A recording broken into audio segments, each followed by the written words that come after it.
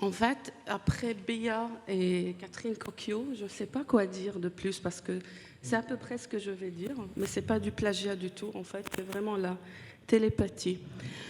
Le titre, c'est Karama. Ma constituante ne se veut pas une constituante juridique formelle, pas moins politique tout de même. C'est une constituante sensible qui évoque la dignité et le sentiment de la dignité ancré dans la chair. Le titre, Karama, dignité en arabe, et qui partage avec la générosité, Karam, Karim, la même racine, ce titre-là, je l'ai vu problématique. Je l'ai énoncé en arabe comme intraduisible, car il m'est cher. C'était l'emblème du soulèvement du peuple syrien. Et par conséquent, performatif, pour reprendre l'idée de l'intraduisible, les performatifs de Barbara Cassin. Or, mon sincère désir, c'est de le voir traduisible et universel pour qu'on se comprenne. Mon intention est de parler de la dignité comme concept esthétique et non comme concept fondamental kantien qui traite de l'intégrité de l'humain et de son libre choix. J'ai envie de parler de la dignité comme grâce, fierté et façon élégante d'être, comme droit esthétique et qu'on viole constamment quand on réduit la personne au vital, au physique, à la survie, au témoignage, comme seule forme possible de narration, et à l'image humiliante qui perpétue le génocidaire vécu souvent auparavant.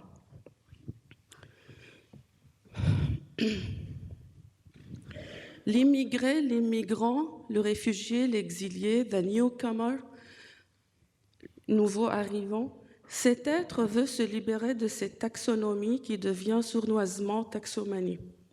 Il a envie de dire que les classifications aristotéliciennes, tant chéries, ne servent à rien pour vivre mieux.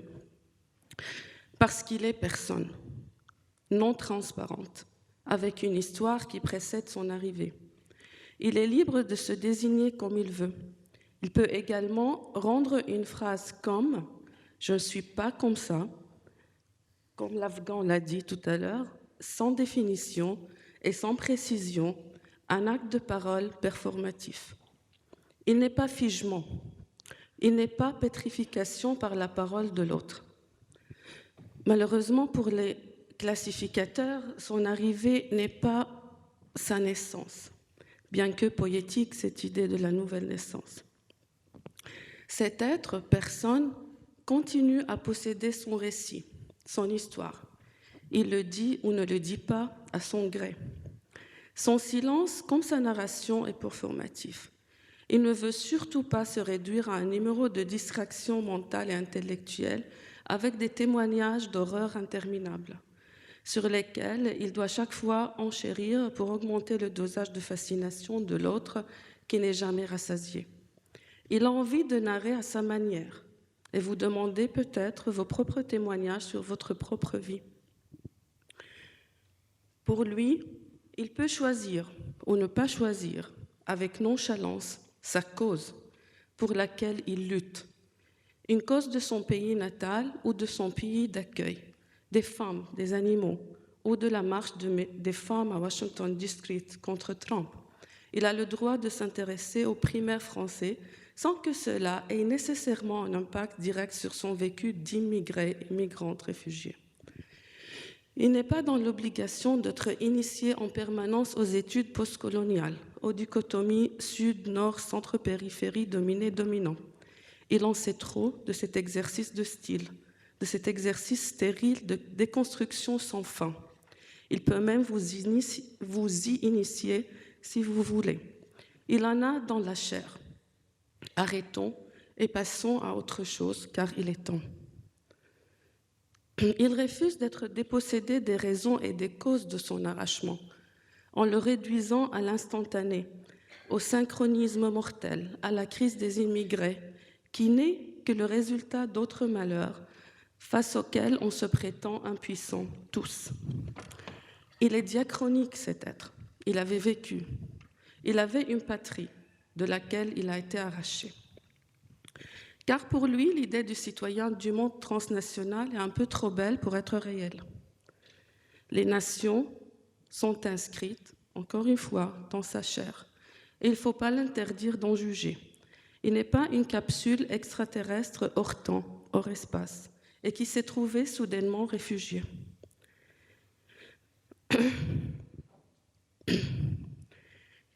Il a le droit de forger et communiquer sa dignité comme concept esthétique, comme une fierté superflue, et non seulement comme une notion ontologique, corporelle, biologique. Il a le droit de se placer au-dessus du basique, du vital, du physique, du naturel. Il est être mental. Il a le droit de se mentir et mentir aux autres en se représentant comme il veut. Il a le droit de voir dans les yeux des autres ce qu'il a envie de refléter de lui-même. Il a le droit de parler sa langue maternelle s'il ne parle pas joliment dans la langue des autres, sans se voir subir encore et encore la pension alimentaire de base, cette fois-ci en langage. Sans se voir à la place du travailleur turc dans le récit de John Berger, collé aux lèvres de l'autre sans jamais pouvoir l'imiter. Il a le droit de refuser la continuité du génocidaire qu'il avait subi auparavant. Le génocidaire d'auparavant a voulu le figer dans cadavre, victime, image. Par la suite, on le fige encore et encore dans image. Il n'est pas comme ça. Il change. Il a le droit de produire sa propre image, son propre langage et sa propre syntaxe, avec sobriété, élégance, pudeur et grâce, avec grandeur d'âme. Il a le droit de faire valoir son passé, ses acquis, ses études, ses savoirs, sans gêne, sans se voir en permanence dans la gratitude parce qu'il est vivant et dans la honte de ne pas être complètement démuni pour mériter l'étiquette d'immigré, exilé, réfugié, ainsi de suite. Il a le droit de s'habiller bien tout en ayant le droit aux aides de l'État. Il a le droit de rejeter le relativisme. Il a le droit de dénoncer la violence policière en France, aux États-Unis, ou la violence étatique en Israël, sans qu'on lui rappelle sans cesse « oui, mais c'est rien par rapport au massacre d'Assad en Syrie », sans que l'agent de police de la porte de Clignancourt le redresse. Mais arrêtez votre paranoïa, vous êtes en France maintenant, profitez-en. Il a le droit de mépriser. Il a le droit de mépriser des médias et des journalistes qui se précipitent à interviewer pathétiquement des criminels de guerre, sans que lui réplique « oui, mais c'est la réalité, il faut être pragmatique ». Il a le droit de mépriser celui qui pense que la seule vie qui compte, c'est la vie du civilisé, celui qui a des politiques et des traditions civilisées par rapport au genre, pour reprendre l'argument de Judith Butler quand elle parle des vies qui comptent et de la prison d'Abu Ghraib. Il a le droit de mépriser celui qui pense que la seule vie qui compte, c'est la vie de celui qui a assez de revenus et un passeport puissant. Il a le droit de mépriser celui qui pense que toutes les femmes arabes sont battues et que les réfugiés sont plutôt homophobes et violeurs de femmes.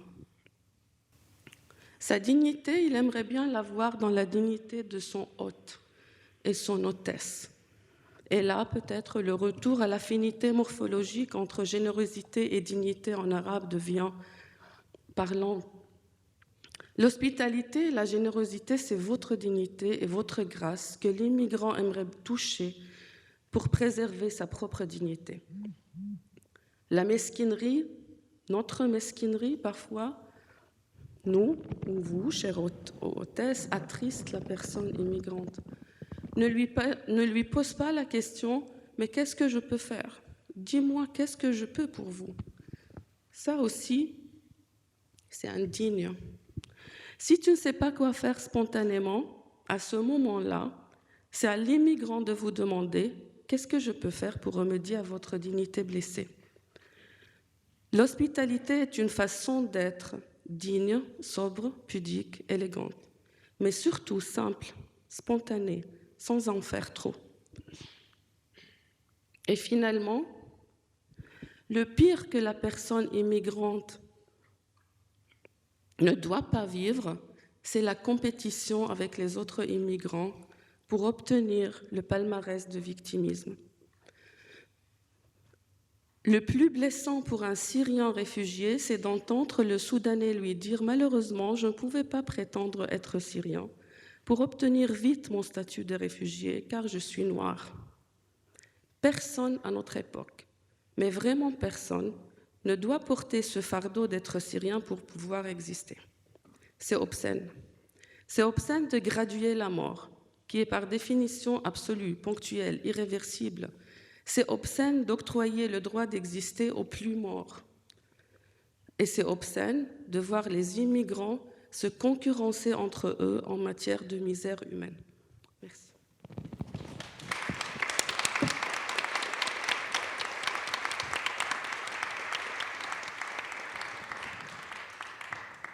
Merci pour cette magnifique intervention. Yves? Peut-être s'il n'y a pas d'autres velléités de parole, j'avais juste une question sur la présentation de ce terme de dignité. Vous nous avez dit à la fois que vous présentiez une constituante sensible, donc pas forcément du côté du droit, etc.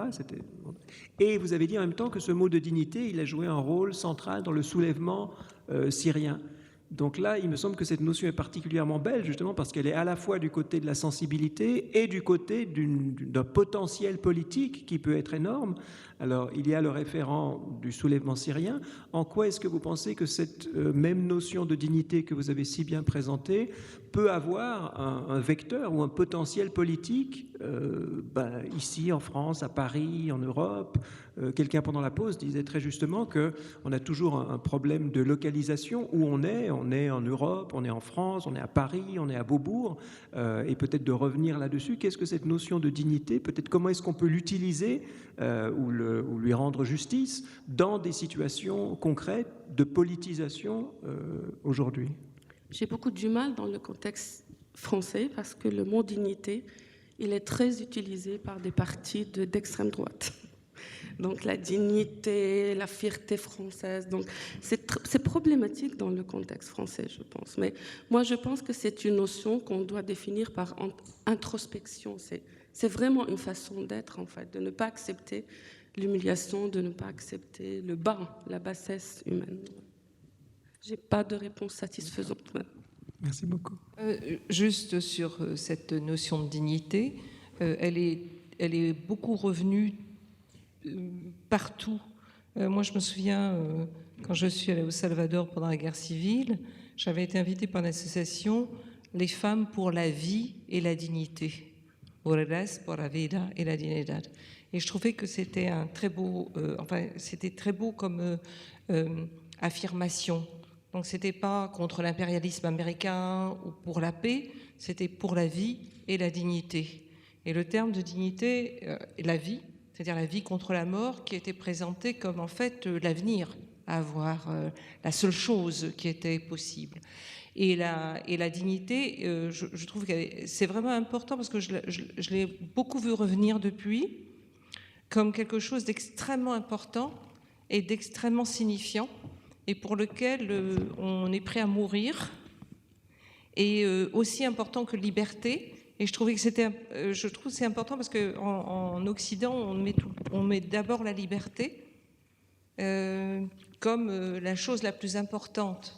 C'est beaucoup, que ce soit dans la Révolution française ou américaine.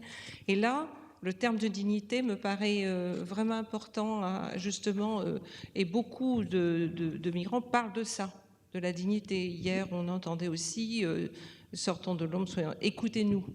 La question donc d'un respect et de respect de la dignité de l'autre.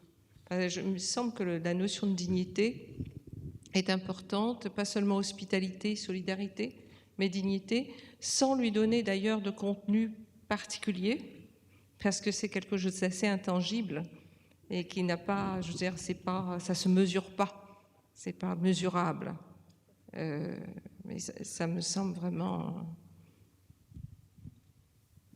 Avec l'horizon d'indignation, alors je ne sais pas si ça marche en arabe, mais en tout cas dans une langue comme le français, entre dignité et indignation, on voit un passage, et là il y a eu des moments aussi de focalisation politique autour de la notion d'indignation. Je ne sais pas si ça appartient au passé, si ça travaille toujours peut-être en souterrain, si ça peut se raviver.